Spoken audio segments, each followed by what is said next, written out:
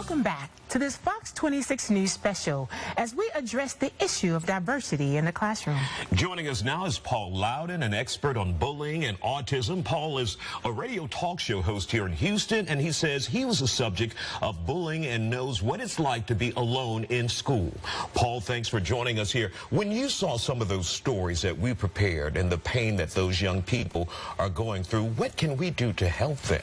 It's so important that as parents, as educators, as people involved, that one, we serve as a model. We give these students a way to see that there are ways to interact with people of different races, different genders, different anything as other people and treat them respectfully. The other thing is to simply listen and believe that so often you feel isolated when you're like that. And having someone who maybe if they don't even necessarily have their own experience that they can share, sits there and accepts your story as true, no matter how much it goes contrary to what they may have experienced themselves, gives you something to stand on. And Westbury is no different than any other school in this country. That's nothing unusual.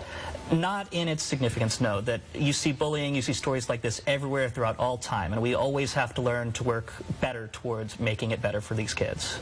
And Paul, understanding where some of these students come from, being bullied through my middle school and high school, either I was too tall, too small, not pretty enough. But in this instance, we're dealing with a cultural issue facing our students. So where does the healing begin with our students in our high schools? It is so much the same story. That when I was young, I lived overseas, and I was in a culture that was completely different to the one I was used to. And even then, when we should have bound together those of us who are the white kids there, we still split among Australians, the French, the Americans. It happens all over the place, and it really is up to the parents and those involved to pay attention and to be active in the social learning of those that they're guiding. And so how do parents start now, start immediately after watching this special?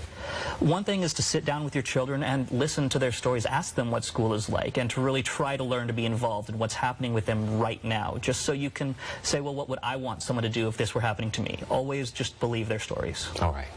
Paul, we want to thank you for coming on, and hopefully we've offered some solutions to addressing the long list of issues we picked up at Westbury. We also want to thank Westbury HISD and Trustee Wanda Adams for bringing this idea to Fox. Thanks, Isaiah. I hope that we shared with you from this classroom was eye-opening and has prompted us as a community to get more involved, to talk to parents, to talk to our children, and to make sure that it's okay what we witnessed at Westbury was a lot of pain. Issues that will become baggage in the future is not tackled and addressed head-on.